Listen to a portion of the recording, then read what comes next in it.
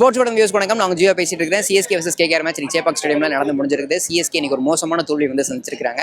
இந்த தொடர் தோல்விகளுக்கு காரணம் என்ன அப்படின்றத தொடங்கி மேட்ச் பத்தி நிறைய விஷயங்கள் சேப்பாக்கு மேட்ச் பேக் வந்து ஆடியன்ஸ் கிட்ட நம்ம கேட்டு தெரிஞ்சுக்கிறோம். இது சத்யா பிரசன்ஸ் கிரிக்கெட் திருவிழா வித் ஸ்போர்ட்ஸ் விகடன். கொஞ்சம் டிசப்பாயிண்டட் தான். Today is worst. Match is really disappointing. இல்ல பிரதர், ரொம்ப சோகம் தான்.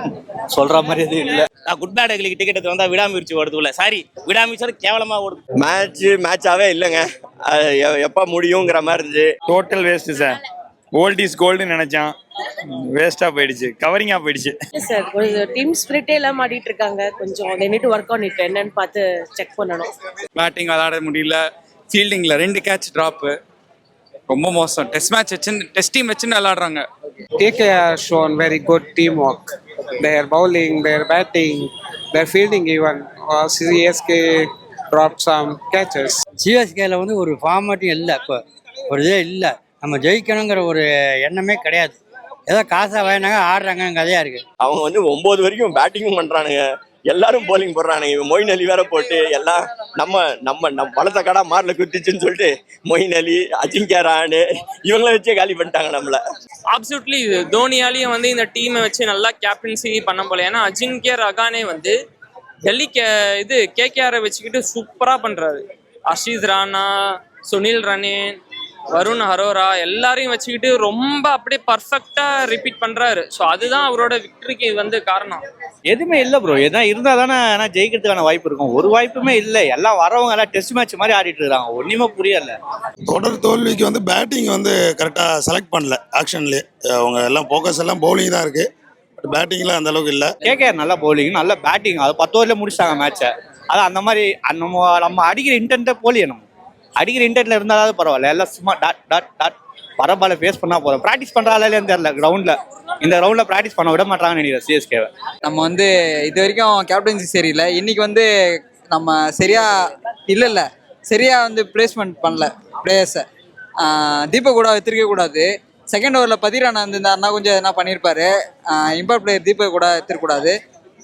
சரி, நெக்ஸ்ட் மேட்ச் பார்க்கலாம் எப்படி இருக்குன்னு. சிஎஸ்கே இன்னிங்ஸ் போது கூட ஒருவேளை பிச்சு ரொம்ப மோசமா இருக்குமோ, நம்ம 100 அடிச்சிருக்கோம், அவங்கள ஒருவேளை 90 அவுட் ஆகுவோமோ அப்படிங்கிற ஒரு நம்பிக்கையில நான் இருந்தேன். ஆனா சுனில் நாராயணன் டிகாக்கும் அடிச்சதை பார்த்தா வேற கிரவுண்ட்ல ஆடின மாதிரி இருந்துச்சு. அதனால கொஞ்சம் ஐ திங்க் டிசப்பாயிண்டிங்கா இருக்கு. இந்த சீசன் போன ஆக்ஷனுக்கு முன்னாடி ரொம்ப ட்ரை பண்ணார் தோனி. ராகுல் பார்த்தீங்கன்னா எடுக்கணும் அப்படிங்கிற மாதிரின்றதுக்குன்னு அவர் ஹைதராபாத்லாம் இருக்கும்போது பர்ஃபார்ம் பண்ணாங்க. பட் இப்போ வந்து பார்த்தீங்கன்னா கொஞ்சம் இன்னைக்கு மெயினாக ஹூடா வந்து பார்த்தீங்கன்னா கொஞ்சம் ரெஸ்பான்சிபிள் ஆடி இருக்கலாம். ஏன்னா வந்து தே சாக்ரிஃபைஸ்டு அந்த இம்பாக்ட் பிளேயரே சாக்ரிஃபைஸ் பண்ணி வேற வழி இல்லைன்னு கொண்டு வந்தாங்க. வந்த உடனே ஒரு அசால்ட்டா விக்கெட் விட்டுட்டு போறாரு அப்படிங்கிறது கொஞ்சம் வருத்தமா இருக்கு. அந்த இடத்துல ஒரு சென்சிட்டிவா ஆடி இருக்கலாம். தோனியோட கேப்டன்ஷிப்ல ஜெயிக்குன்ற ஒரு நம்பிக்கையில் வந்தோம். இன்னும் 8 மேட்ச் இருக்கு. கண்டிப்பா சிஎஸ்கே ஃபிளே போவாங்க, நம்பிக்கையா இருப்போம். பாட்டுட்டு அவர் ஒரு ஆள் நம்பி இல்லைல்ல, டீம் தானே பண்ணோம். டீம் யாருமே இல்லாதப்போ அவர் மட்டும் என்ன பண்ணுவோம்? தோனி நம்பி எத்தனை பண்ண முடியும்? பாக்கி இருக்கிறவங்க சப்போர்ட் பண்ண மாட்டேங்கிறாங்க. அவர் மட்டும் என்ன பண்ண போறாரு? தோனி ஃபீல்ட்லயே தான் இருக்காரு.